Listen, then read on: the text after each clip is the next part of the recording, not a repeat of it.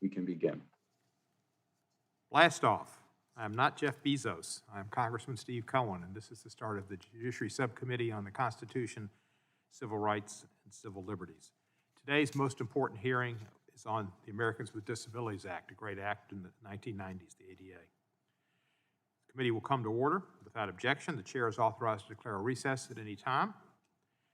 I welcome everyone to today's hearing on oversight of the Americans with Disabilities Act of 1990, current state of integration of people with disabilities. This is an act that I think Steny Hoyer was the sponsor of, and he's a great patron of. So I recognize Mr. Hoyer at this time. I'd like to remind members we have an email address, which you all know and you hear innumerable times, where you can share distribution of exhibits, letters, written materials, et cetera, et cetera, et cetera. So you got that address. I also like to ask members and witnesses, both those in person and those appearing remotely, to mute your microphones when you're not speaking. This will help prevent feedback and other technical issues, and you may unmute yourself anytime you seek recognition. I will now recognize myself for an opening statement. Hailed by many as the most significant and comprehensive civil rights statute since the Civil Rights Act of 1964, the Americans with Disabilities Act of 1990 was enacted with overwhelming bipartisan support. The late Senator Edward Kennedy, a lion of the Senate, if not the lion of the Senate, dedicated champion of civil rights and one of the two chief sponsors of the ADA, noted that in passing the legislation, Congress affirmed its commitment to remove the physical barriers and antiquated social attitudes that have condemned people with disabilities to second-class citizenship for far too long. The bill's chief House sponsor, now Majority Leader Steny Hoyer, said in 1990, just before the ADA was signed into law, that the day the President signed the bill would be Independence Day for those who have been disabled. Both Senator Kennedy and Representative Hoyer were right. President George H.W. Bush declared as he signed the ADA into law that the shameful wall of exclusion of people with disabilities finally come tumbling down. The ADA has improved lives of millions of individuals with disabilities by explicitly prohibiting discrimination on the basis of disability and by providing standards and legal recourse for confronting such discrimination when it occurs. The idea that we had a period in our history when we didn't have sufficient parking for people with disabilities, curb cuts, banisters, or help people get up and down stairs, it's hard to imagine. But it goes way beyond that, of course. This nation has made progress in the last 31 years toward achieving the ADA's goals of ending discrimination against and segregation of people with disabilities. The law is yet to achieve its full promise. Indeed, we could devote numerous hearings to many different aspects of the ADA and the various remaining barriers that prevent disabled persons from enjoying the full blessings of American life. It has been a decade since this subcommittee last took a comprehensive look at the state of the ADA's implementation. Given the breadth of potential topics, we have chosen to concentrate today on the ADA's integration mandate as a starting point because community integration is a core goal of the ADA overall. We will look at the Title II of the ADA and the enforcement and implementation of the Supreme Court's Olmstead decision. Additionally, we'll examine longstanding barriers to voting accessibility for people with disabilities. Title II of the ADA provides that individuals with disabilities shall not be denied the chance to participate in or benefit fully from the services, programs, or activities of public entities, which include, of course, state and local governments and federal governments. More than 20 years ago, the Supreme Court declared in an Olmstead case that unnecessary institutionalization of people with disabilities violated Title II of the ADA, and that states must ensure that individuals receive services in the least restrictive setting possible. Yet thousands of individuals with disabilities still find themselves in a situation where their only option for receiving housing and treatment services are in institutional settings, isolated from the community. People with disabilities continue to face discrimination in the form of over-institutionalization, and the COVID-19 pandemic has further exacerbated this problem. As of June 21, over 180,000 people living in institutional settings had died during the pandemic. The pandemic has underscored the urgent need to fully implement Olmstead and to ensure that state transition providing home and community-based services. And I don't know if it's based on anything with ADA, but it certainly comes from that spirit we have in our Build Back Better bill, funding for people to remain in their homes when they get older, which is not necessarily, I guess, part of the ADA, but you get older, that's a disability, you have disabilities too. And you should have home health care and be able to stay in your home. That's something that crosses political borders. Another core goal of the ADA is to ensure that people with disabilities can attain economic self-sufficiency. Olmstead requires states to provide employment services in the most integrated setting appropriate to the individual's needs. Yet persons with disabilities continue to face discrimination in the provision of employment-related services. Many persons with disabilities continue to be employed in sheltered workshops where they're segregated from the rest of the community. They often earn a sub-minimum wage because that is the setting where the state provides employment services. These environments do not aid people with disabilities in achieving competitive integrated employment, which should be the goal. The goal is difficult because it's hard to judge, but we need to look at it. The Department of Justice plays an important role in ensuring state employment services comply with Olmstead. In 2017, however, then Attorney General Jeff Sessions rescinded the department's guidance document describing the application of Olmstead to state and local governments' employment service systems. There was no explanation or justification for rescinding this and other critical ADA-related guidance. The department should reinstate and strengthen the Olmstead guidance so that they transition away from providing employment services in sheltered workshops and instead provide supported employment in the community and allow people with disabilities to earn a competitive wage while developing job skills. Also of critical importance to integrating people with disabilities into American society is the right to participate in our democracy. Yet 31 years after the ADA's enactment, people with disabilities continue to face significant barriers to access the vote. We certainly hope our minority members don't find any new ideas for voting laws when we discuss these disabilities, significant barriers. These barriers include physical barriers to in-person voting locations, as well as impediments to voting by mail that particularly undermine voting access for blind or low-vision voters and voters with limited manual dexterity. In 2020, many states implemented changes to voting laws in response to COVID-19 pandemic that, while improving voting accessibility, also highlighted the fact that people with disabilities still face numerous and long-standing barriers to voting. While COVID-19 pandemic voting reforms proved to be an unexpected boon to voter accessibility in the 2020 election, states are now poised not only to erase the gains made by voters with disabilities, but also to direct additional barriers to voting. The subcommittee is dedicated to ensuring that states do not erode the ability of people with disabilities to vote. More than 30 years after the ADA's enactment, the law's implementation has fallen short of its full potential. Many challenges remain to fully achieve the ADA's goal of ending disability-based discrimination and the exclusion of people with disabilities from American society. It's a difficult balancing act. We know we'll hear from the experts on where it falls and what we can do to fulfill the purposes of the law and its intent. This hearing will do that. I welcome our witnesses and I look forward to their testimony. It's now my pleasure to recognize the ranking member of the subcommittee, the gentleman from Louisiana, the state where it's good to be a football coach who's got a good buyout. Mr. Johnson for his opening statement. Thank you, Mr. Chairman. It's a sore subject. It's too soon. I appreciate everyone participating in the hearing today, and I note that we have sign language interpreter, Mr. Stubbs, who's trying to keep up with how fast we speak, so we appreciate that. I'll be cognizant of it. We all should.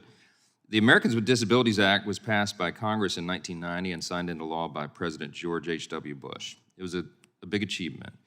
And for 30 years, the ADA's purpose has been to, quote, provide a clear and comprehensive national mandate for the elimination of discrimination against individuals with disabilities, unquote. Obviously, that is a noble goal that I think probably all Americans agree with. And of course, we should all strive to ensure people with disabilities can live in their communities and work in their chosen professions to the fullest extent possible. In the more than 30 years since the ADA was passed, however, it has become very clear that the law, subsequent regulations, and jurisprudence have convoluted things to the point where small businesses simply have no clear guidance on what exactly is required of them. Instead of successfully codifying the golden rule of treating our neighbors as we want to be treated, the ADA has resulted in a compilation of vague and often complex standards and balancing tests. This has led to bad outcomes for individuals with disabilities and for businesses which are struggling to comply. As we hear from our witnesses today, people with disabilities still face obstacles in their daily lives. Meanwhile, businesses don't know what they must do to comply with this federal law. As one legal commentator has remarked, quote, because the ADA requirements are both obscure and voluminous, and even compliance experts do not agree amongst themselves how much accommodation counts as enough, potential violations can be found at most businesses, unquote. Businesses regularly face so much uncertainty in how the ADA will be enforced, they are put in the impossible position of complying without even knowing what compliance means. And if businesses mistakenly get it wrong, well, too bad for them, they're punished anyway. It must become simpler than that, and this dilemma must be resolved in the best interest of all Americans and everyone involved. Until it is, I fear that we will continue to fall short of the ADA's goal of eliminating discrimination against individuals with disabilities, and we'll put millions of business owners, employers, job creators, who are operating in good faith in this continued impossible situation. We do thank our witnesses for appearing today, and we look forward to your testimony. With that, Mr. Chairman, I yield back. Thank you, Mr. Johnson. Are there any opening statements from chairs that we want to introduce? Oh, Mr. Nadler, you're here. Sorry, I don't go to my right very often. You're welcome. Well, thank you, Chairman Cohen, and thank you to all of our witnesses for joining us today. In considering the current state of integration of people with disabilities into their communities, today's hearing provides us an important opportunity to examine the extent to which the ADA has ensured that people with disabilities have access to housing, employment, and voting rights as the law intends. The ADA is one of the nation's most important civil rights laws. 31 years ago, on a bipartisan basis, Congress passed this historic law to, quote, provide a clear and comprehensive national mandate for the elimination of discrimination against individuals with disabilities. Yet while the ADA has helped break down many barriers facing people with disabilities, our nation has yet to achieve the law's promise of full integration. Notably, the Supreme Court in its landmark 1999 decision in Olmstead versus LC held that Title II of the ADA, which provides that people with disabilities must have the chance to participate in or benefit fully from the services of public entities, and the DOJ's regulations in interpreting that provision prohibited the unjustified segregation of people with disabilities.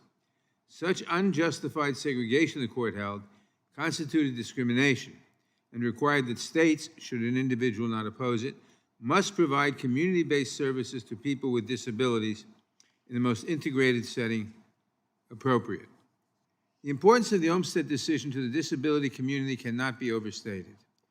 Transitioning people from congregate institutional living or treatment settings has enabled people with disabilities to live better, more independent lives as individuals with the dignity that they deserve, which is one of the core purposes of the ADA. 22 years of experience with Olmstead has not only demonstrated the states can comply with the decision, but also that Olmstead has made state service systems better and more responsive to the individual needs of the people they serve. Moreover, the COVID-19 pandemic has underscored the urgency and necessity of implementing Olmstead. The COVID-19 pandemic has disproportionately impacted people with disabilities, partly due to their overconcentration in congregate settings such as nursing homes or other assisted care facilities. According to the New York Times, as of June 1st of this year, over 184,000 deaths had been reported among residents of nursing homes and other similar congregate facilities. The pandemic has made implementing Olmstead literally a life or death matter. To promote state compliance with Olmstead, Congress should create incentives for states to expand their community service systems. The American Rescue Plan provided a one-year incentive to states to expand home and community-based services by providing an increase in federal Medicaid funding matching for those services. The Build Back Better Act would also make a similar incentive permanent, provided that states meet certain conditions. I hope this will be enacted into law soon. It's also important to recognize that the segregation of people with disabilities is not just limited to where they live or receive treatment, but it can also manifest in where they work. Another one of the core purposes of the ADA is to ensure that people with disabilities can achieve economic self-sufficiency and independence. Yet the majority of people with disabilities are not part of the labor force, and a significant number of those who are employed work in sheltered workshops where they are relegated to performing menial tasks below their capability, sometimes for sub-minimum wages, and segregated from the wider community. To fully realize the ADA's integration mandate, we must also ensure that state employment service systems comply with Olmstead. Rather than provide services in segregated settings cut off from the rest of the community, state employment services should transition to providing supported employment in the community to ensure that people with disabilities can develop the skills necessary to achieve competitive, integrated employment and economic self-sufficiency. Last, but certainly not least, ensuring that people with disabilities are integrated into the community requires that they are fully able to participate in the electoral process. Indeed, as I have stated before, the right to vote is instrumental in securing and defending all other rights. Yet over 30 years after the ADA's passage, people with disabilities still face too many longstanding obstacles to exercising their right to vote. Many of the changes to our voting laws in the wake of the COVID-19 pandemic made the 2020 election more accessible to people with disabilities than past elections. While that perhaps unexpected progress is welcome, it only highlights the continuing and persistent barriers that people with disabilities face when voting. Moreover, as this subcommittee learned during its oversight hearings on the Voting Rights Act this past summer, the current attack on voting rights includes a rollback of those positive voting law changes and would institute additional barriers to voting that disproportionately impact voters with disabilities, and especially voters of color with disabilities. Congress took an important step when it passed the ADA in 1990, but as a nation, we still have a long road ahead to achieving the goal of full community integration. We must continue to ensure robust enforcement of the ADA and compliance with the Olmstead decision across the board. Again, I thank Chairman Cohen for holding this hearing, and I look forward to hearing from our witnesses. And with that, I yield back the balance of my time. Thank you, Mr. Chair. We will now go into our series of statements from our witnesses, and I shall introduce them before they start their statements. We thank you for participating today and introduce each in a second. Your written statements will be entered in the record in their entirety. You have 5 minutes to summarize your written statement or to provide it here today. There's a timer in the Zoom view that should be visible at the bottom of your screen if you are with us on Zoom. Shows you how much time you have left. To help stay within that time, that should be visible at the bottom of your screen. I'd like to remind all the witnesses appearing that you have a legal obligation to provide truthful testimony and answers to the subcommittee, and any false statement you make today may subject you to prosecution under the United States Code. Our first witness is Ms. Patricia. And now he wants to do, and I work in the afternoon too, so it has to be in the morning. So now we're down to lunch. Everybody mute. I think we got that. Our first witness is Patricia Lee. Ms. Lee is a resident of Lumberton, North Carolina. She formerly was a resident of an assisted living facility, and she faced many obstacles to rejoining her community because of mental disability and history of substance abuse. Because of the ADA, she received necessary resources that empowered her to move into her own house in her local community. She's accomplished many milestones in pursuit of her goals, such as driving a car and finding a career, and she's here to share a story with the subcommittee. Ms. Lee, you are recognized for 5 minutes. Thank you. Good morning. My name is Patricia Lee. I live here in North Carolina, and I'm here to talk about how the Americans with Disabilities has significantly changed my life. Because of the Americans with Disabilities Act, I've had an equal opportunity to turn my life around. I have a history of substance abuse and mental health diagnosis, and I found myself in a situation where the only housing I could obtain was an assisted living facility. This was put into place by my doctor because I was going to end up on the streets where I would probably begin using again. The doctor thought that the assisted living facility would be able to treat my mental health diagnosis as well as maintain my recovery. The assisted living facility was very depressing. If you know anything about people who are in recovery, it's very important that we don't experience severe depression. This makes people more likely to use again. The only good thing about that place was that my mother was in the room next to me, and the most depressing aspect was the way I saw staff treat other people. It was just too much negativity to be around. I honestly thought that my end result was an assisted living facility. A lawsuit found that mental health services in North Carolina were violating the Americans with Disability Act and not providing needed services for people with mental health diagnosis to be successful in the community. To meet the terms of the lawsuit, East Point came in and asked me, did I want to live on my own? I didn't think that was an option for me anymore. East Point helped me get a house that I still live in. They showed me the house and I approved of it. There was a chance that someone else could have gotten it, so I looked at a duplex as well. Once I moved in, I decided to set a goal to get an emotional support animal, and that's how I got my dog, Lady. I received mental health services from Stevens Outreach Center and transition support from East Point, and others that include a therapist, peer support, specialist, rental assistance, and any other support needed to help me set my goals and reach my goals. My faith has played a large role in my recovery as well. Through my faith, I have a family who is always there. My faith in Jehovah has helped me persevere. When I was living in the assisted living facility, I received less services for my mental health, and there were always appointments that were canceled and never rescheduled while I was in the assisted care home. The appointments were even set beyond my control. So now I receive all the support I need from the Community Inclusion Pilot Program with East Point and Alliance of Disability Advocates of North Carolina. I had a goal of paying off my court fees that I got when I was not in recovery and getting my driver's license reinstated. I've been able to pay off the debts completely, and when I got one of the last debts paid off, I was suddenly told of a class that I needed to take in order to get my driver's license. This was devastating, as I had been saving just to pay off the court fees, and now I had to pay $1,000 in order to take the class.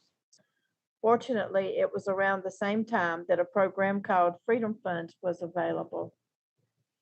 Freedom Funds helped me with this expense, and I have completed the class, and now I only have to take my test. Freedom Funds comes from the Community Inclusion Services. This program has enabled me to move out of the facility and into my own house.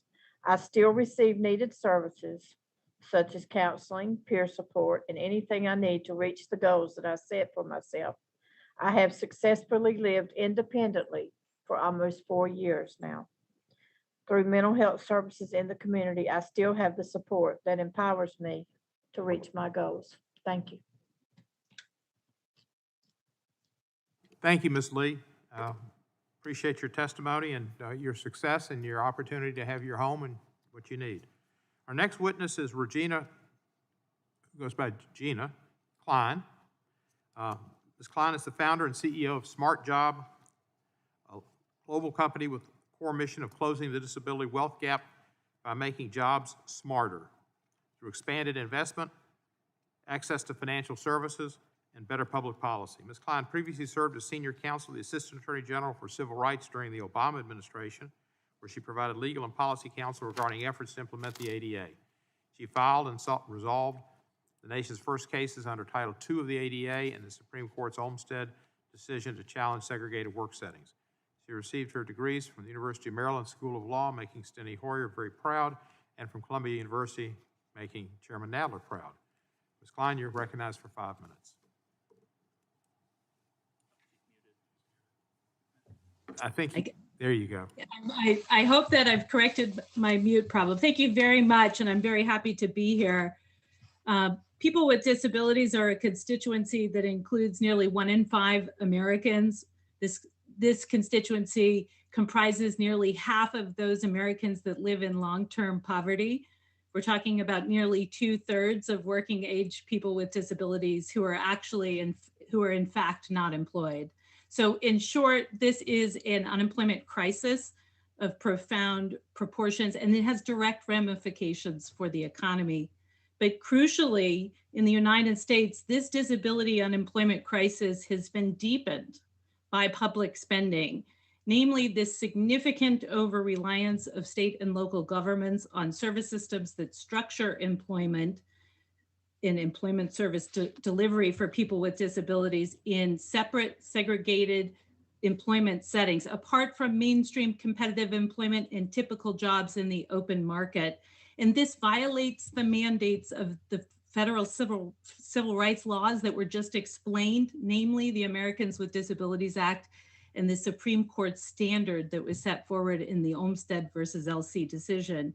And while plaintiffs' counsel and the Department of Justice have worked vigorously over roughly the past decade to rectify these failures through enforcement of Title II of the ADA and Olmstead, there's much work left to be done in the country. There is a multi-billion-dollar public service system that largely still significantly relies on separate, segregated both employment and day settings for service delivery in lieu of investment in integrated alternatives that include supported employment services and the types of supports that Americans with disabilities need to find, obtain, and sustain typical employment in the community. This bitter reality remains. And so the core recommendations that I provided in my much longer written testimony include that the DOJ reinstitute and reinstate this critical guidance that explains Title II of the ADA and Olmstead to public entities. That guidance that was rescinded roughly 5 years ago provided technical assistance and understanding to state and local governments as to how to comply with these core requirements of the ADA. The second recommendation is to encourage states to make use of American Rescue Plan dollars in order to fund critical home and community-based services to support the population of Americans with disabilities who can and want to work to transition into typical employment at this crucial and pivotal moment in the pandemic, instead of being reinstitutionalized or returning to separate segregated settings where typically there is the payment of sub-minimum wages and a lack of training and support to re-enter the market. And finally, the DOJ should continue to prioritize and vigorously enforce Title II of the Americans with Disabilities Act and the Olmstead decision as applied to employment. I do not have knowledge of any recent enforcement actions from the DOJ applying Title II of the ADA to employment. However, I am aware of some truly amazing and considerable progress as it relates to enforcement of existing consent decrees. So those are the recommendations, and this is an issue of critical importance to millions of Americans with disabilities who now during the pandemic, for the first time in quite a while, have the opportunity to reassess whether they can and want to work and need the supports from state and local governments to work. Thank you. Our next witness is Karen Harned. She is Executive Director of the National Federation of Independent Businesses, Small Business Legal Center, a post she has held since 2002. In that role, she comments regularly on small business cases before federal and state courts. Prior to joining NFIB, she was in private practice and worked for U.S. Senator Don Nichols of Oklahoma as Assistant Press Secretary. She earned her JD from the George Washington University School of Law and her BA from the University of Oklahoma. Ms. Harned, you are recognized for 5 minutes. Thank you, Chairman Cohen, Ranking Member Johnson, and the members of the subcommittee. On behalf of NFIB, thank you for asking me to testify today regarding the Americans with Disabilities Act. Small business owners are proud of the commitment they have made to accommodate the disabled. NFIB members have spent millions of dollars constructing and or renovating their businesses to remove barriers and provide accessible accommodations. Unfortunately, many small business owners do still struggle to understand when and what structural and online changes are required due to the highly technical nature of the ADA standards for brick and mortar businesses, no legal standards for websites, and enforcement that is primarily done through private lawsuits. When it comes to regulations, small business owners bear a disproportionate amount of the regulatory burden. The small business owner is the chief compliance officer for her business and consequently significantly faces significant headwinds when navigating any regulatory regime, particularly one as complex as the ADA. Title III prohibits discrimination based on disability in places of public accommodation. But many small business owners rent space in facilities and buildings that were constructed decades ago and subject to the ADA's barrier removal requirement. DOJ has, in practice, defined a barrier as any element of a public accommodation that does not comply with the extensive and detailed requirements of the ADA standards for accessible design. This is a document that even a lot of lawyers have trouble understanding. To comply, small business owners have to hire an ADA consultant to determine what barriers exist and an ADA lawyer to determine when barrier removal is readily achievable. Adding to the confusion, many state and local building codes continue to allow for the grandfathering of older facilities, but the 2010 ADA standards do not. So it is easy to see why the owner of a small bookshop on Main Street can think she is complying with the law and up to code, but really be in violation of the technical ADA requirements for barrier removal. When it comes to websites, the text of the ADA provides no clear guidance on its applicability to the internet, so the courts have been forced to weigh in. While they have generally found that the ADA applies to websites, they disagree on just what is required, and neither Congress nor DOJ have stepped in to answer this important question. Private groups have filled the void with what are known as web content accessibility guidelines. These are extremely technical and could cost thousands of dollars or even more to implement. Given the lack of clear standards for barrier removal and website accessibility, the primary method of Title III enforcement has been through private plaintiffs in the courts. 2021 marks a record high for this type of litigation, which is often motivated by financial gain instead of accessibility for the disabled. The high cost associated with litigation does nothing to improve access for disabled customers, but a lawsuit over the slightest deviation from complicated ADA guidelines, or worse, website standards that don't even exist, can prove disastrous for the millions of small businesses across the country who do not have compliance officers or attorneys on staff. NFIB strongly encourages Congress to enact the ADA Education and Reform Act of 2017. It was introduced in the last Congress. It would provide small business owners time to remedy alleged ADA violations before being forced into a settlement or a legal challenge. And Congress also should pass legislation clearly defining its intent with regards to websites under the ADA. Accessibility makes good business sense. The ADA needs to be clarified and enforced in a manner that benefits the disabled by providing access without putting well-meaning small business owners out of business. Thank you for the opportunity to testify today, and I look forward to any questions that you may have. You're welcome. Thank you very much.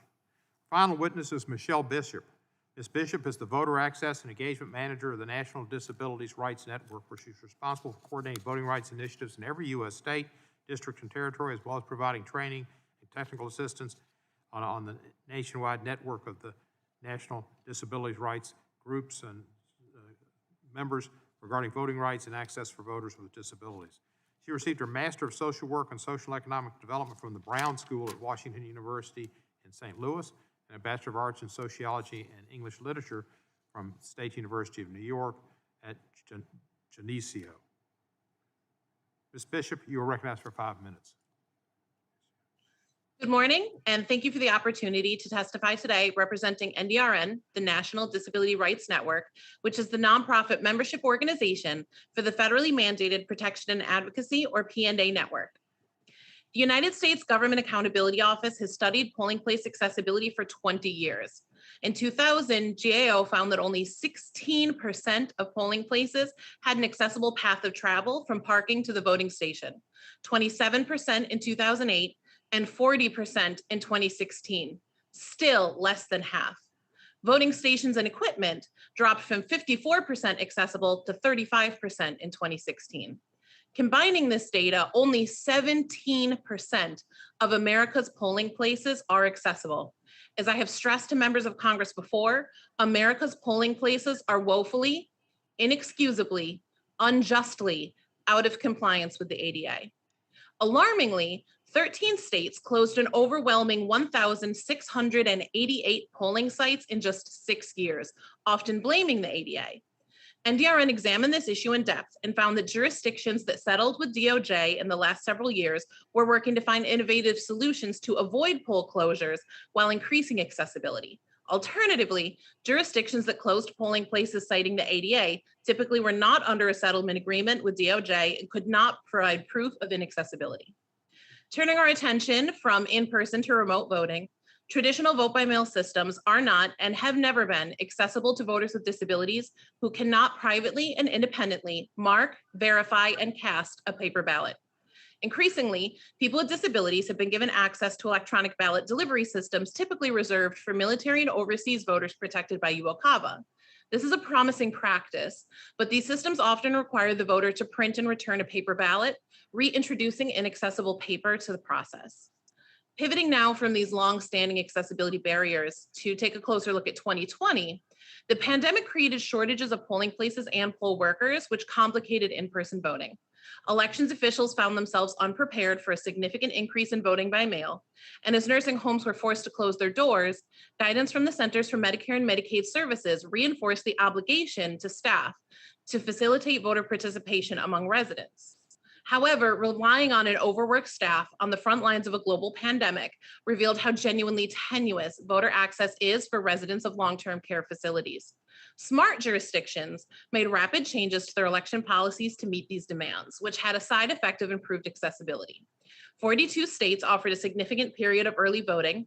Some states also implemented curbside voting or extended it to all voters, opened up absentee voting processes, allowed voters to use electronic ballot delivery, and all but 10 states offered ballot drop boxes, the most in any American election. In the aftermath of COVID-19 creating more accessible elections, states across the US have seen legislation introduced that threatens the progress made during the 2020 election cycle. By October 2021, 19 states have enacted 33 laws that will negatively impact the accessibility of the vote, including reducing locations or hours for polling places, increasing the number of voters per precinct, limiting early voting, prohibiting curbside and drive-through voting, preventing distribution of food and water to voter lines, shortening the window to apply for a vote-by-mail ballot and timelines for ballot return, creating stricter signature match requirements for vote-by-mail ballots, imposing limits on drop boxes, making it more difficult to remain on absentee voter lists, or limiting who can assist a voter to return a ballot.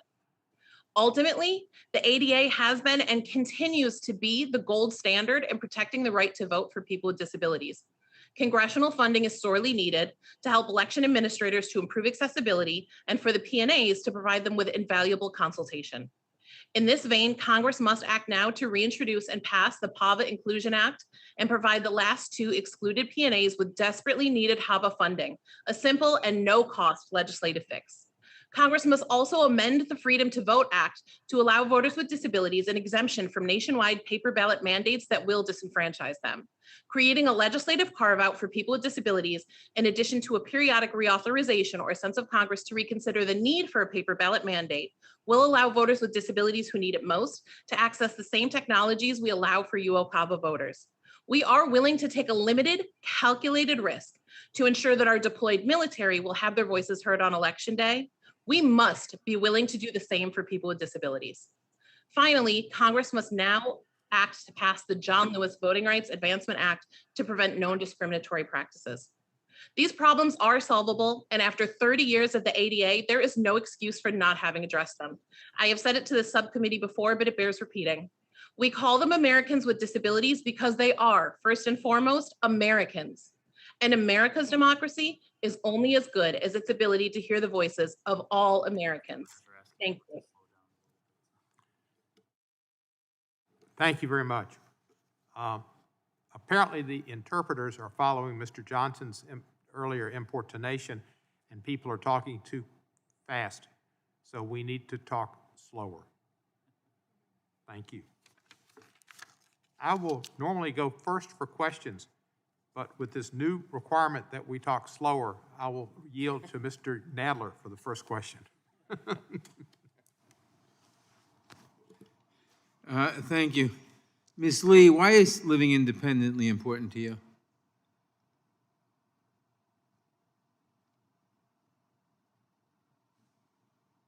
Ms. Lee? Oh, the time is... Living independently gives me a sense of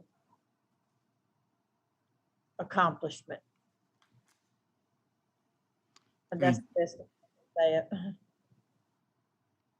Okay, and Ms. Bishop, one of the ADA's purposes is to invoke the sweep of congressional authority in order to address the major areas of discrimination faced day to day by people with disabilities, unquote. Why is ensuring the right to vote for every American with a disability essential to fulfilling this purpose?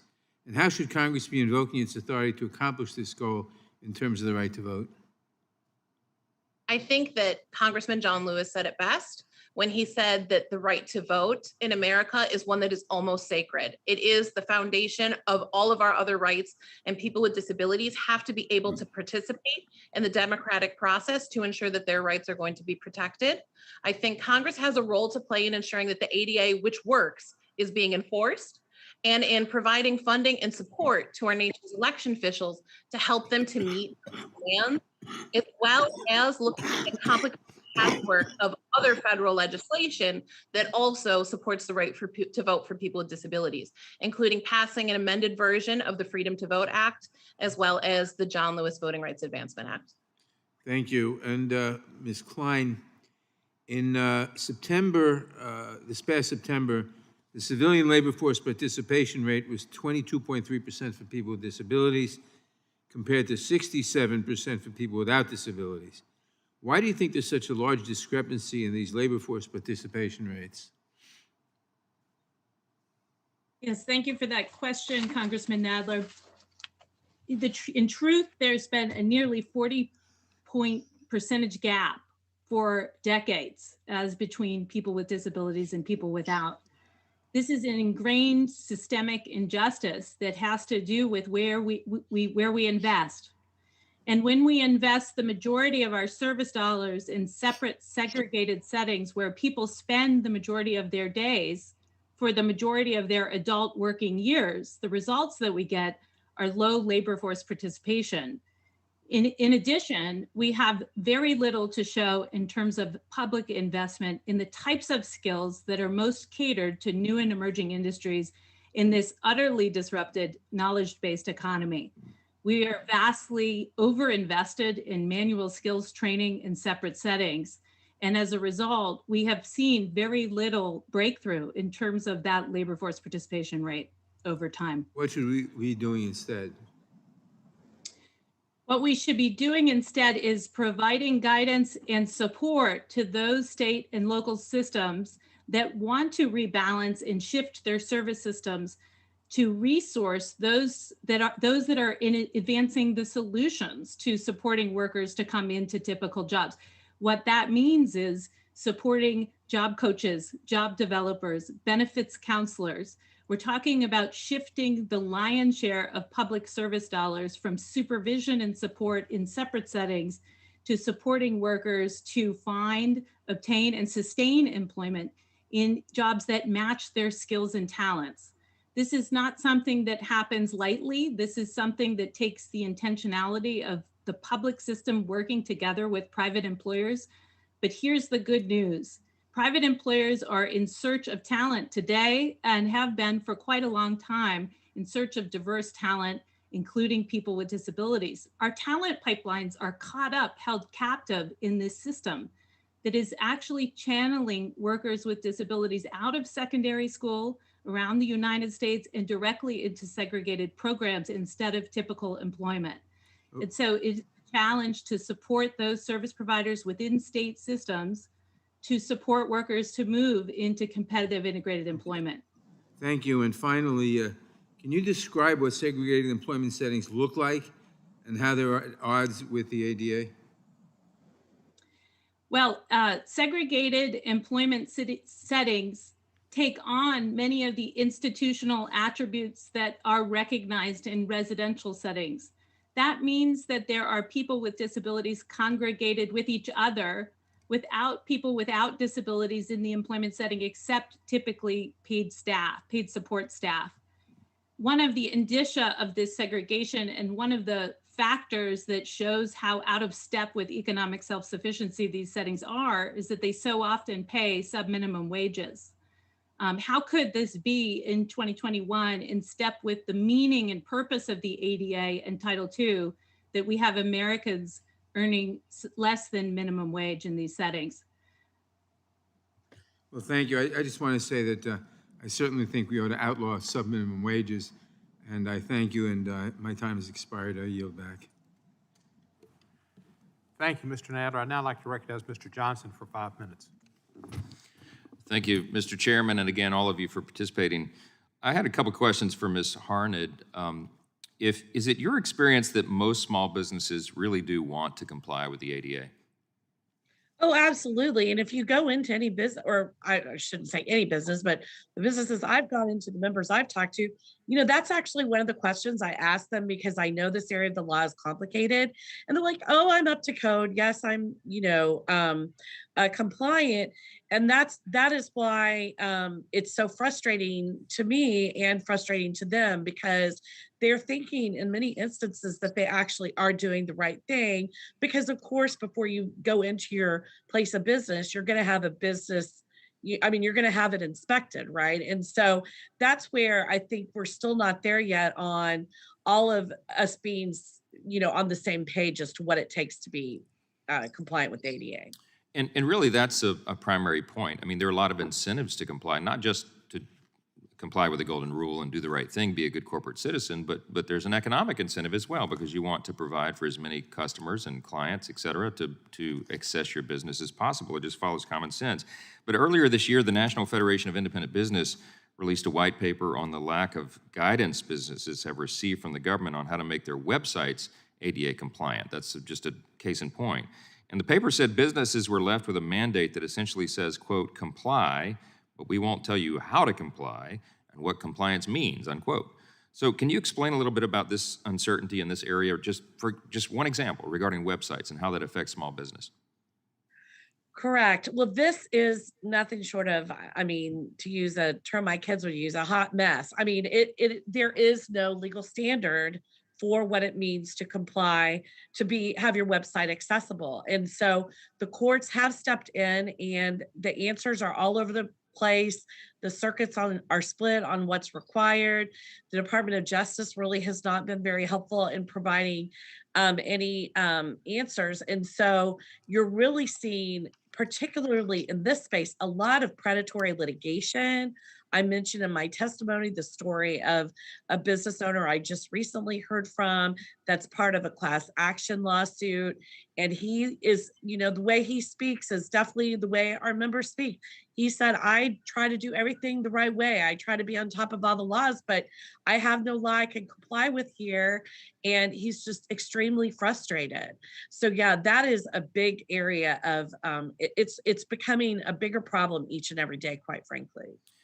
It is, and you've noted, and we all recognize, common sense tells us, experience tells us, most small businesses obviously do not have compliance professionals and lawyers on the payroll to help them navigate all these various laws and rules. And as you mentioned, even when they make a good faith effort to comply, even when a small business does hire a consultant, other professionals, somebody specializes in ADA compliance, that's not even a panacea, because they can still be found in violation. So they're in a tough spot. You proposed today some practical solutions. One of them I note was you were talking about providing an expanded period to allow for compliance by a willing business before these punitive damages are assessed. Could you explain that just a bit more and how it would help?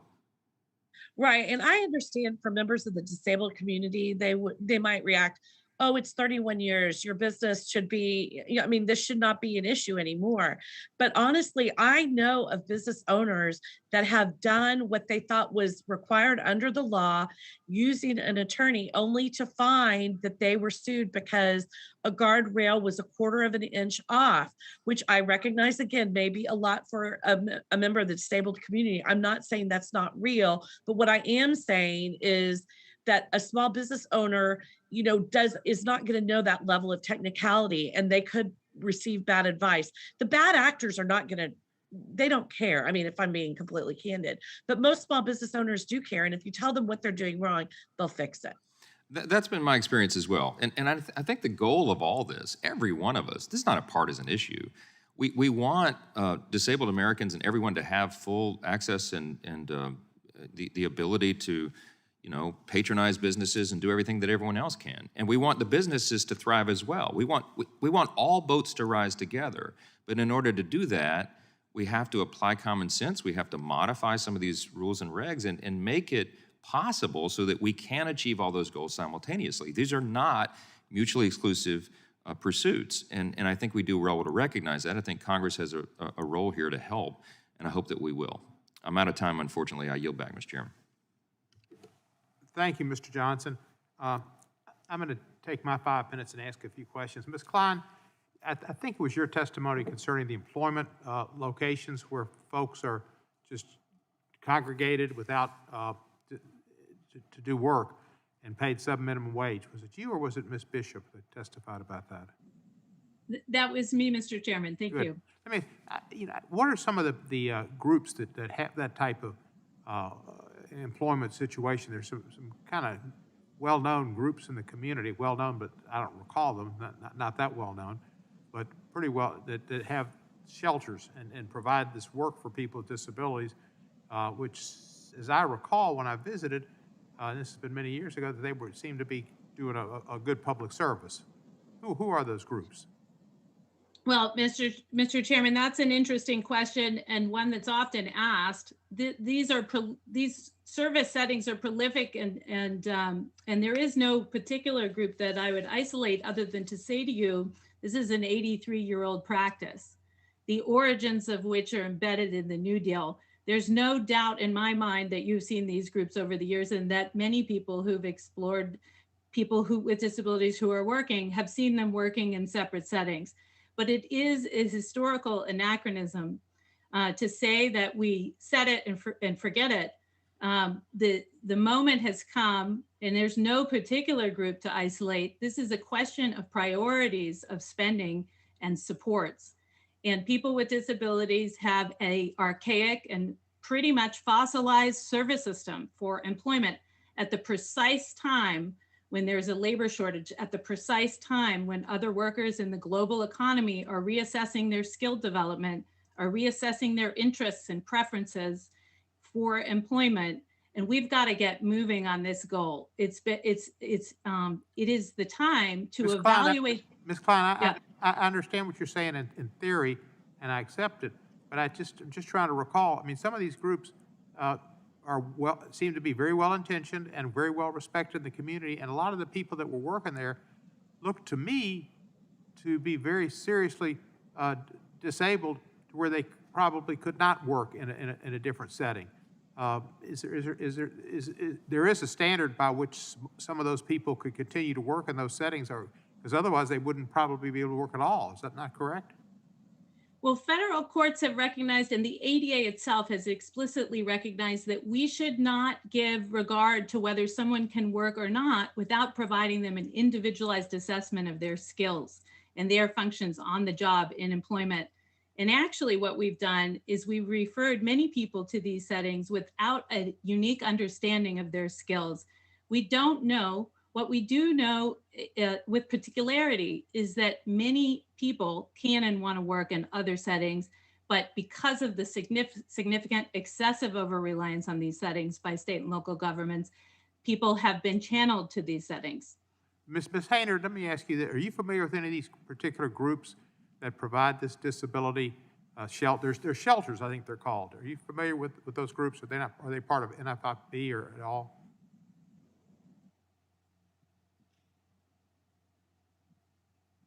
Ms. Haynard, are you there? You're muted. I apologize. There you go. I am not personally familiar with these groups. No, I'm sorry. Okay, sorry that didn't hit you with that. But whatever, I just, I want to see this work, but I also know that there are situations to where some of those groups are doing good things. They maybe should pay minimum wage. Minimum wage is absurdly low right now, and to pay less than that's it's almost infinitesimal to determine something less. But I think that a lot of the folks who work there, I don't know if they have cerebral palsy. I think there's one that's particularly, and then other disabilities where they might not otherwise have any kind of meaningful activity. And it seems to, you don't want to throw the baby out with the bathwater, because some of it's, I think, probably good.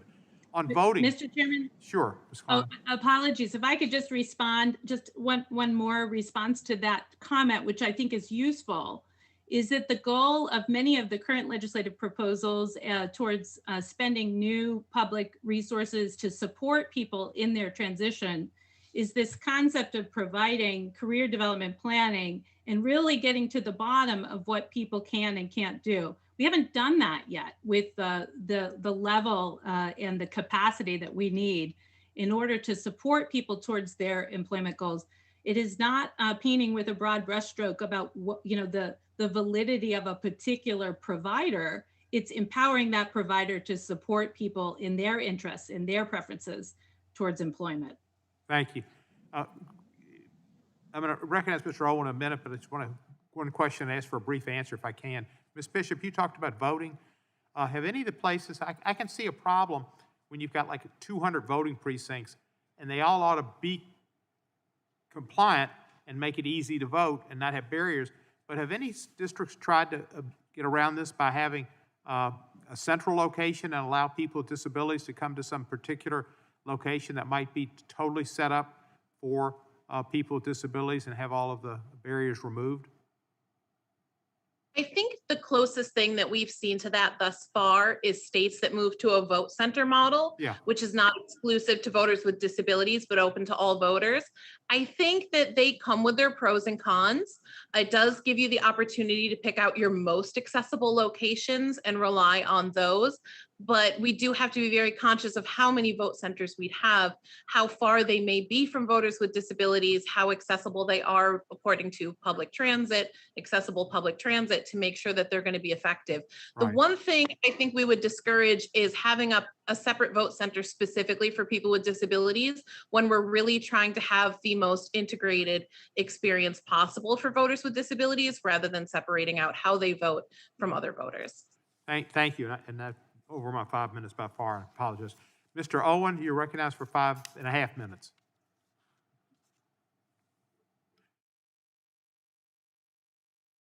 Burgess, we're on. Thank you. Thank you, Mr. Chairman. First of all, I want to just kind of echo what the ranking member said. This is really something that is very nonpartisan. We all can agree on the benefits of ADA and what's done to help those vulnerable. My message will be making sure that we have a balance, make sure that our small businesses can continue to grow, because that truly is what creates this culture, this great culture we have called the American Way. And I want to start off saying, Patricia, thank you for your story. You're a remarkable example of the American Way, again, second chances, and what can happen when you can truly get support and you believe in self-sufficiency, which you're in the process of doing. My dreams and hopes, and I don't know if you ever thought about it, but one day to be in a position to start your own business one day. I mean, that's kind of what we're really all about. And I want to say this real quickly about my upbringing, because the small business owners is truly what makes our country what it is. And I grew up in the 60s where 40% of Black Americans were business owners in our segregated community. We had them all over the place. That 40% equated to 50 to 60% of Black Americans across our country being middle class. And it's that middle class that powers this great culture that we look at that's full of service and commitment and innovation, and all the great things that we feel about our country comes from that powerful middle class. And we have to make sure that we do not do anything that will diminish that. Right now, my community, that great community I just talked about, is now down to 3.8% business ownership.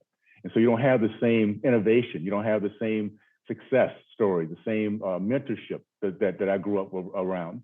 So that being said, I think when it comes down to the ADA is we have to make sure, and anything we have in which we're looking for the benefit of protecting the vulnerable, that we also protect those vulnerable business owners that really gives us this opportunity to hire people like Patricia or anyone else out there that they can actually build a business in. And I have some real concerns about what I see as predatory lawsuits. And this, Ms. Harned, if you wouldn't mind answering this question for me, to your knowledge, are Black business owners a popular target for predatory ADA lawsuits and demands? Have you seen that happen by chance?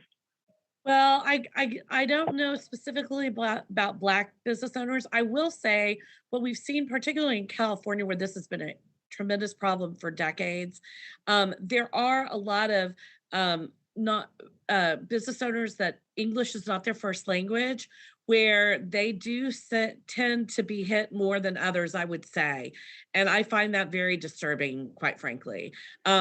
I really encourage anybody to look at the standards, the document. It's 200 pages long, and it really is highly technical. And I think that is one of the reasons why it's just so easy for small business owners to be victims of these lawsuits. Yeah, and I probably should transition from Black to minority. For those who are maybe first-time business owners, those who get the dream, but they just want to move out, they're not, don't have the legal background, but just have the dream they want to move forward. And those are the ones that are most vulnerable because they don't know. They do their very best. Let me see here. Are you able to, okay, when a business is targeted by any of these lawsuits, they cannot afford to pay attorney's fees associated with the lengthy, expensive litigation. What are recourses that they do have in your experience, what you've seen with any minority or new businesses getting started with these types of onerous litigations? Well, a lot of the attorneys that practice in this area, quite frankly, again, these would be those that are really, I think, more interested in their own financial gain than maybe the end goal. And they know that these small business owners cannot afford to litigate these suits going in. So they'll send demand letters and say, you know, we went by your business and this is off or whatever, and give a few things and then say, if you don't pay us X amount of money by X date, you know, we're going to bring you to court. So there's not even a follow-up later as to see if the business owner even fix it. It's all about trying to extract the funds because honestly, our research has shown that small business owners just don't go to court. They're going to settle these suits. And a lot of these drive-by, these lawyers that do these, what are called drive-by lawsuits that are well documented, that is their modus operandi. Okay, I think it's important to lay it where it is. These are predators. These are people who look at vulnerable businesses, those who cannot afford, and they know what they're after. They're not looking for the benefit of those who need the support. They're looking for their own monetary gain. So I think we should really keep that in mind. Again, it's a very nonpartisan process, my friends. Let's make sure that those who need the support, those who are vulnerable citizens of our country, get what they need. At the same time, small business owners, they're the ones that give the best service you can possibly find. They want their customers to continue to come back. Let's make sure they continue to thrive and our country moves forward as they do so. So thank you so much, and I yield back the rest of my time. Thank you, Mr. Owens. Ms. Ross, gentlelady from North Carolina is recognized for 5 minutes. Well, thank you so much, Mr. Chairman. I wish I was in the room with you. We're juggling multiple meetings, but this is such an important one, and particularly in North Carolina. And I wanted to thank Ms. Lee for being with us. It means a lot to hear a story from North Carolina, and I'll ask you a question in just a minute, so get ready. The Americans with Disabilities Act was designed to ensure that disability is no barrier to opportunity and that people with disabilities are fully integrated members of society. And since the law was enacted, our nation and our economy have benefited from the contributions of tens of millions of Americans with disabilities in our workforce and in our communities. And yet countless incidents, including in my home state of North Carolina, continue demonstrating that the ADA was a milestone, but not the end of our fight for equality for people with disabilities.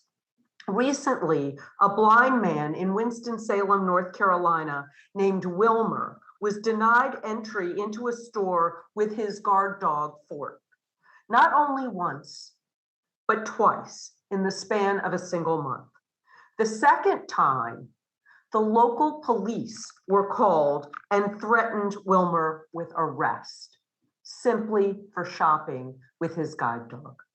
Disability Rights North Carolina has filed a federal complaint for Wilmer, arguing that the officers violated the ADA. This incident demonstrates how pervasive discrimination against people with disabilities is ongoing.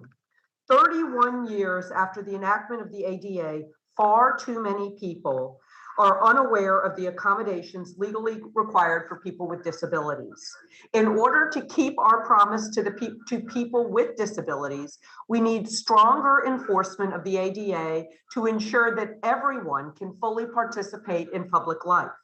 I'd like to ask Ms. Lee how important it is to have those community services so that you can live independently. I know in North Carolina, we had a history of institutionalizing people and then putting them in assisted living facilities rather than investing in community supports. And I would love to hear your story about how important it is to have those community supports. Without those supports, I don't see where I would be reach the goals that I've been able to reach. Well, thank you so much. My second question is for Ms. Klein. Just this week, I visited a service industry for people with disabilities where they pay more than minimum wage, give full benefits, are located near a transit stop. It's called LCI Industries, and they contract with the military to provide beds for the Navy. They make all sorts of supplies under federal contracts. Could you tell me how you see these kinds of facilities functioning and how they differ from the ones that you see as problematic? Thank you, Congresswoman Ross.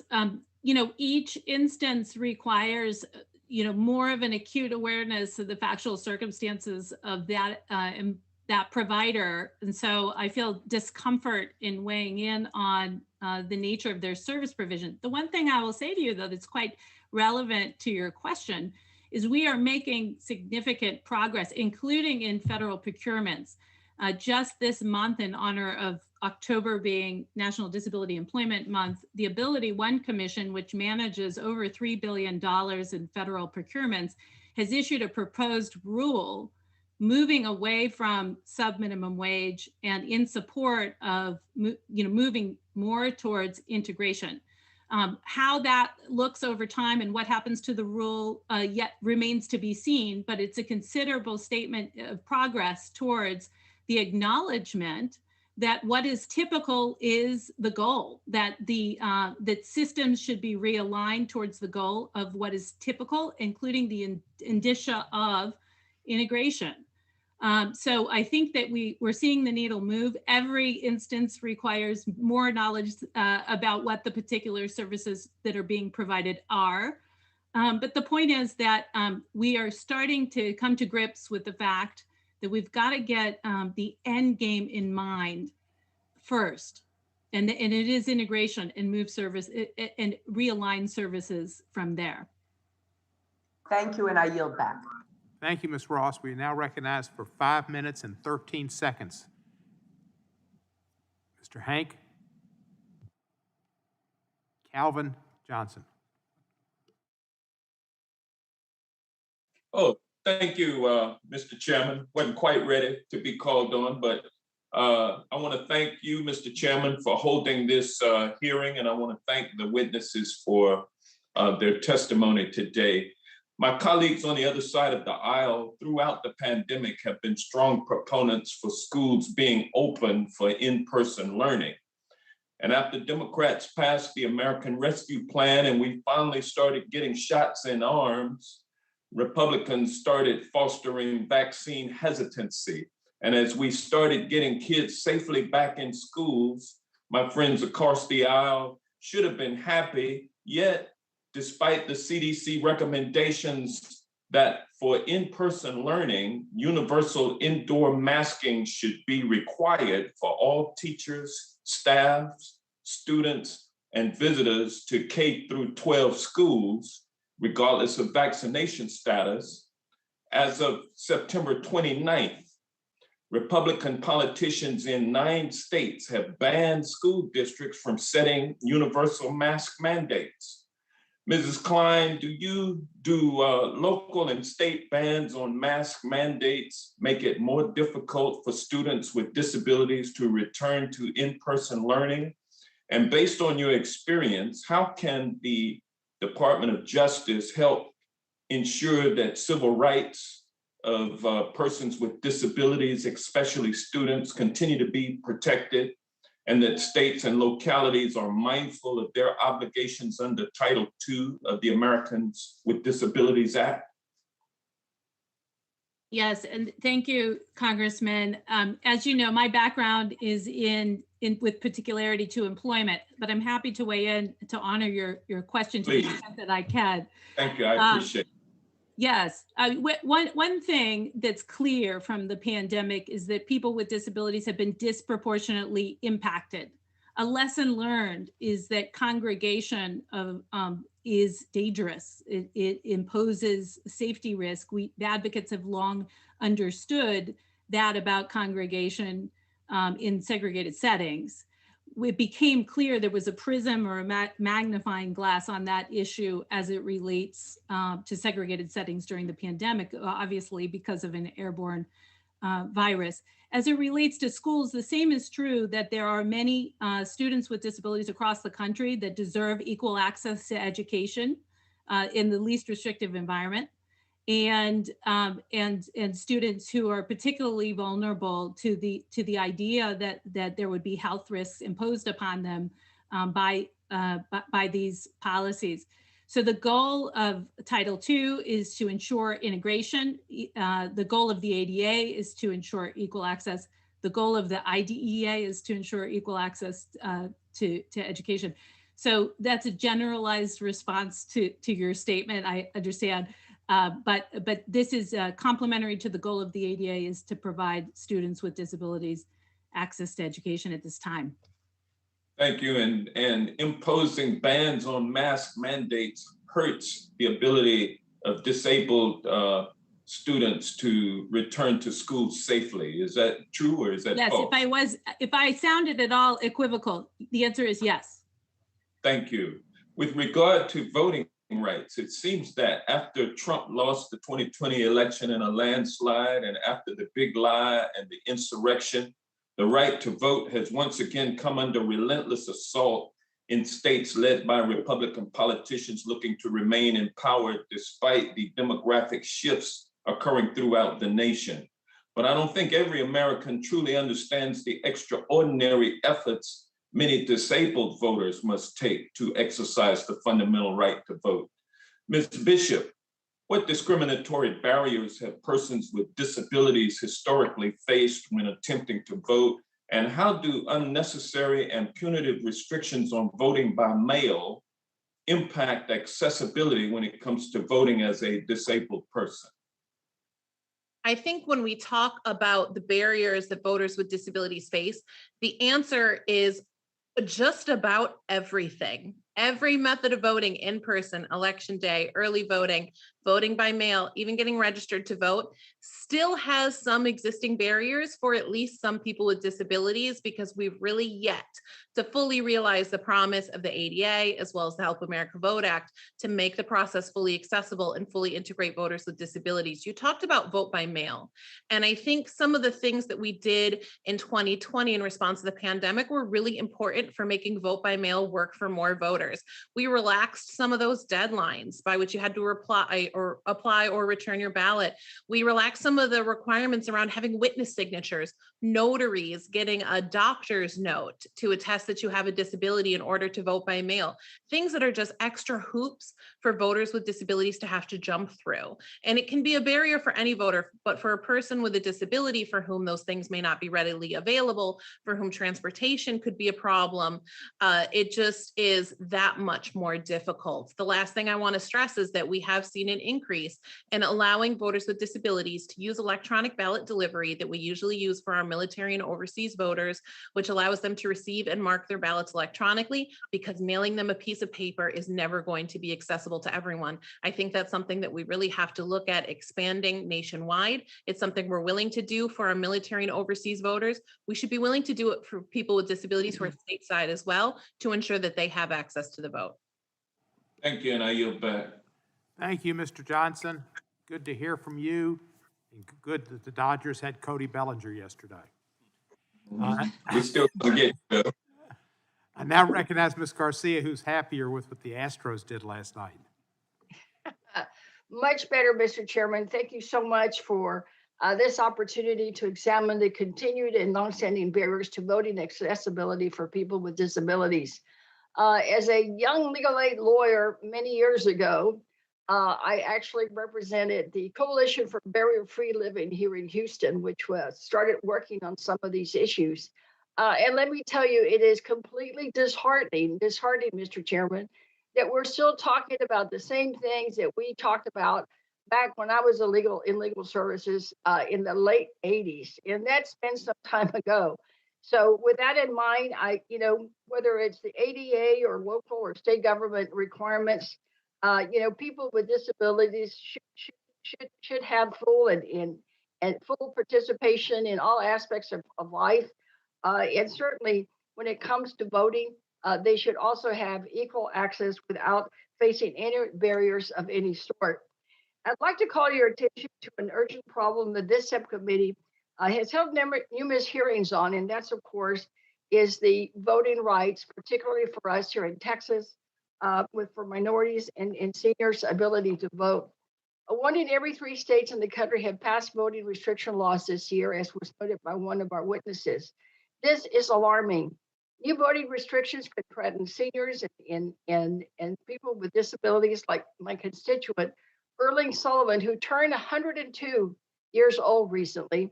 I visited her at her home, and she shared with me that even within her own house, one of her sisters is a Republican who's actually already insinuated that she's ballot harvesting because she has her sister, her daughter, help her with her mail-in ballot. Imagine the friction that causes in one's household when one sister is already accusing another sister of doing something that is always been acceptable, but now under the Texas voter restriction laws may be illegal. And then look at another one in our area, Nancy Crowther, a 64-year-old retiree who is disabled because of a neuromuscular disease, turned to mail-in voting in hopes of safeguarding her health during the pandemic. But because of the Texas GOP's renewed push to further tighten the state's voting procedures, Nancy had no other choice but to traverse a quarter of a mile in her wheelchair, navigating an uneven intersection and construction tunnel totaling approximately 3 miles just to cast her ballot in person so that she could avoid any accusations of voter issues. So it is clear that the law is not helping. In fact, the laws are hurting. So my first question is for Ms. Bishop. First, Ms. Bishop, thank you so much for continuing the work that's so important in this area. What ideally, what do we need to do? I know you've mentioned passing 2 bills. What else can Congress be doing to ensure that the states and the local communities do not do anything that hamper a person's access to the ballot, particularly for those with disabilities? I love the stories first that you told about your constituents. I think they're so important because so many people who had an easy experience voting do not truly understand that that is not the experience of all voters, and that some of us jump through hoops of fire to be able to cast our ballots. I also really loved the story about the voter whose own family in her home are not necessarily supportive of her vote. And that, I think, is really important to point out, because I think we often hear a lot of things proposed that will make it difficult to impossible for people with disabilities to vote privately and independently, which is their federal right. And the excuse we always hear is that, well, people with disabilities will just have someone assist them. That is not what their rights are under federal law, first and foremost, but also not everyone has that, which your story illustrates. Not everyone has someone who they can trust to mark and return their ballot for them. We have to make the process as private and independent as possible. I did talk about a couple pieces of federal legislation in particular. I do think federal legislation can be very powerful for ensuring that we have good pro-voter policies in place that will ensure people with disabilities and all voters are going to have access to the vote and can counteract some of those policies. I did talk about the John Lewis Voting Rights Advancement Act in particular, because it would restore federal preclearance, which helps us stop some of those practices before they even begin, so that we're not waiting for a lengthy process of litigation to ensure that voters aren't going to be disenfranchised while elections are passing.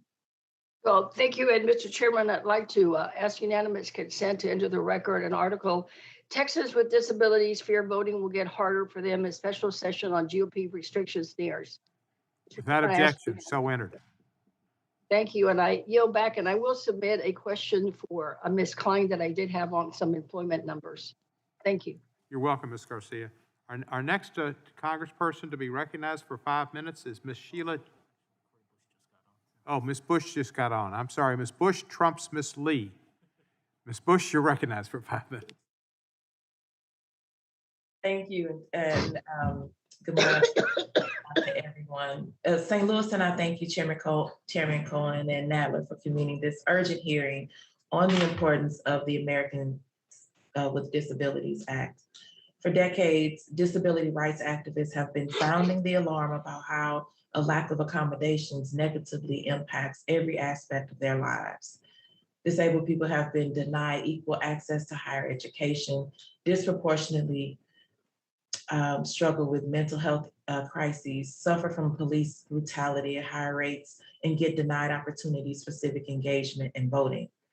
As a nurse, I've seen firsthand how anyone at any time can become permanently disabled, whether you become disabled from elder age, an accident, a health crisis, or you're born disabled. This society should be built to accommodate your needs. Schools, businesses, transportation systems, and buildings have had over 30 years to get this right. 30 years. It's time to fight to develop universal designs for every single building and home that are designed to be accessible for everyone.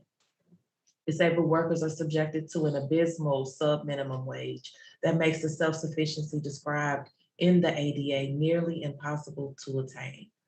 Low wages, more or less, guarantees disabled workers must live in poverty.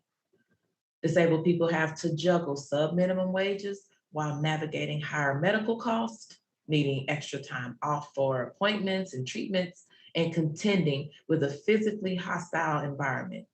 This is a shameful failure at every level of policymaking and enforcement. The buck, it stops here. Ms. Klein, in your testimony, you mentioned the issue of disabled workers' rights. Can you talk about some of the workplace accommodations and practices that support people with disabilities, particularly in the wake of COVID-19? Thank you. And thank you, Congresswoman Bush, for your really sensitive remarks about the reality.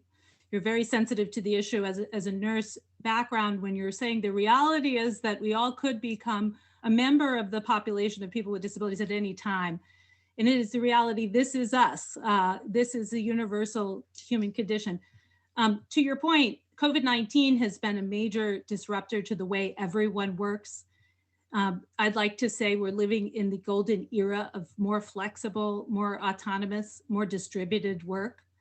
And yet we're talking about the very population of people that may have been the inventors of flexibility in work since 1990 and before, that have the least amount of investment in the infrastructure in order to have an even recovery from this pandemic. It seems that we're seeing a widening, a deepening inequality, an uneven recovery. People with disabilities were the first fired, they're the last rehired in this type of economic shock.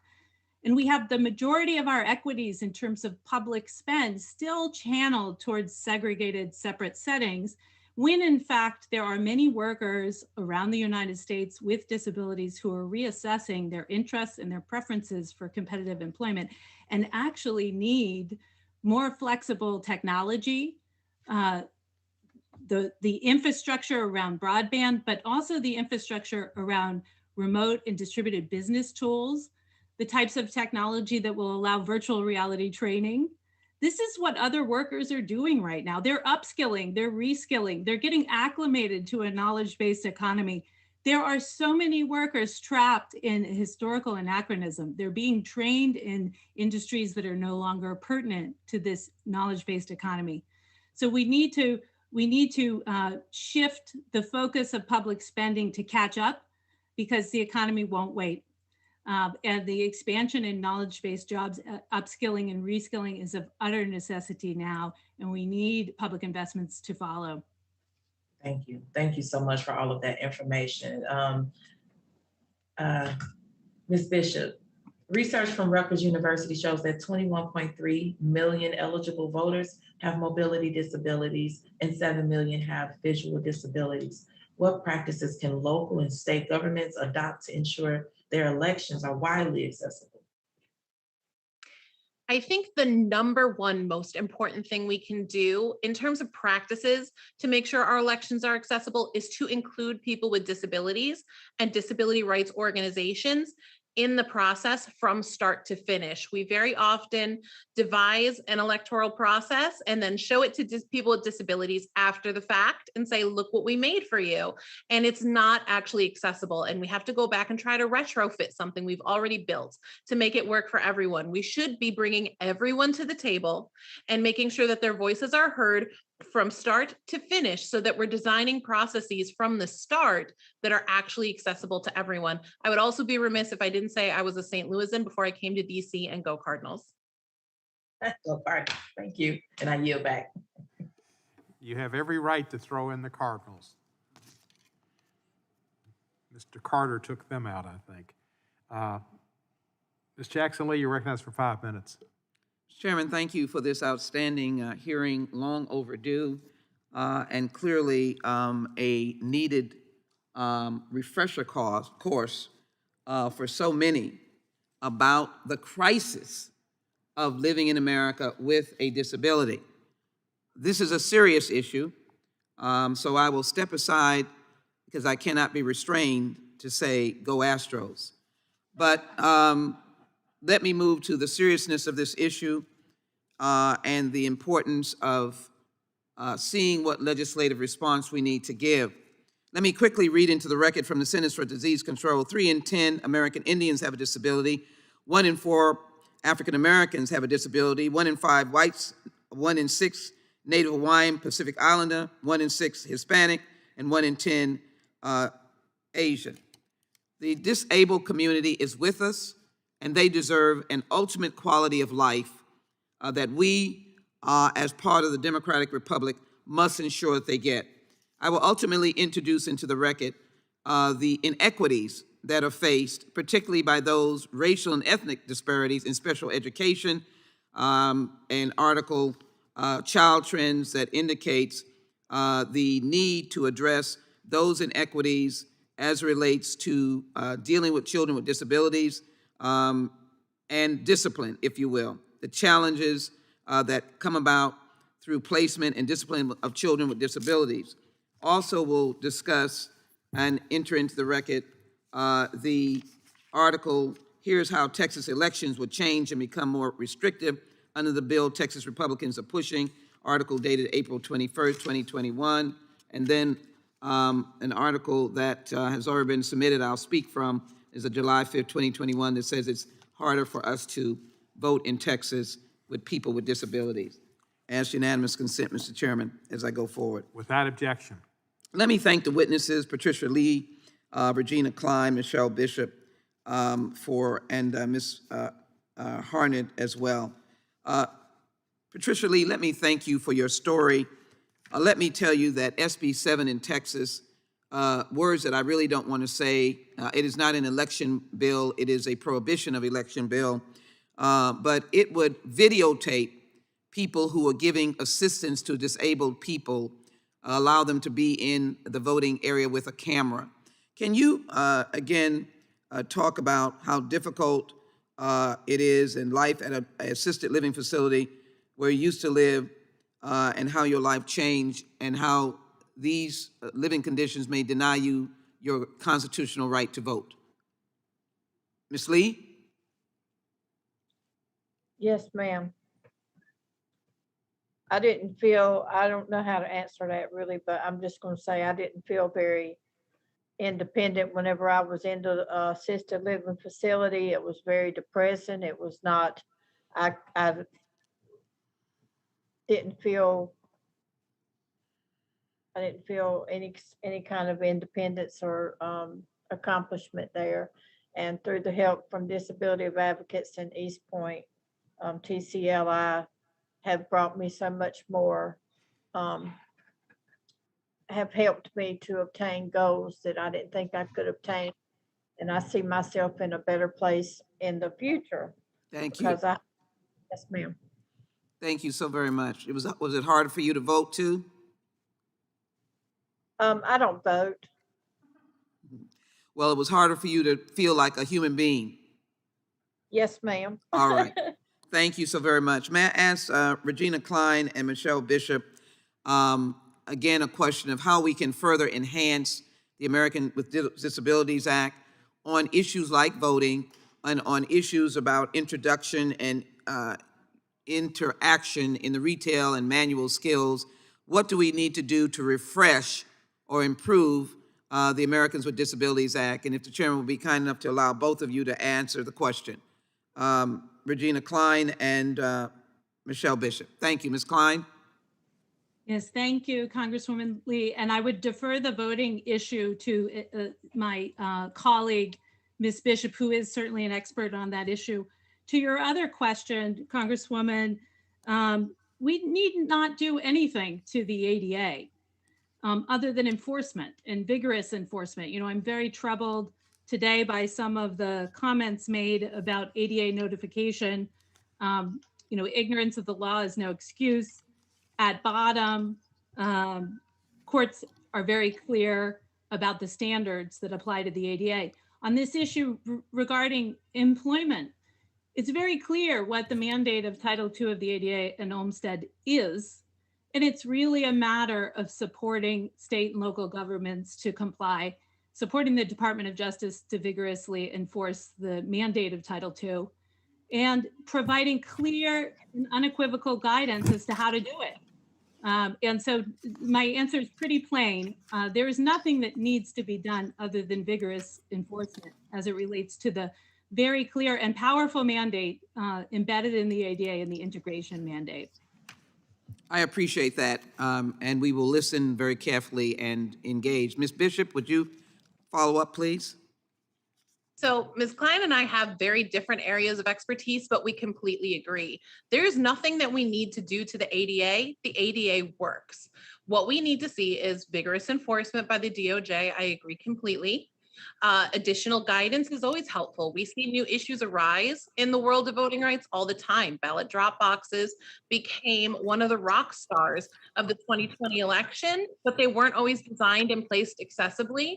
And that's something that guidance could be issued on to help elections officials to do that. In terms of the role of Congress, I would say absolutely funding for elections officials to meet the requirements of the ADA, fundings for organizations like our national network to provide them consultation to do that. That is our role under the Help America Vote Act, but also restoring federal preclearance that would stop in its tracks some of the legislation that you mentioned that really does threaten access to the vote for people with disabilities. Voting, did you answer that? Yes, I do think it is important to amend and pass the Freedom to Vote Act that would establish protections for voters with disabilities as well as other voters and implement pro-voter reforms nationwide. I think it's important to pass the John Lewis Voting Rights Advancement Act to fully restore federal pre-clearance so that we can stop some discriminatory practices we're seeing arise in the states. Thank you very much. Thank you. Thank you, Ms. Lee. Good luck with the Astros. It concludes our hearing. Everybody's had their chance to ask their questions. We appreciate the witnesses. Without objection, all members will have 5 legislative days to submit additional written requests and questions for the witnesses or additional materials for the record. With that, the hearing is adjourned.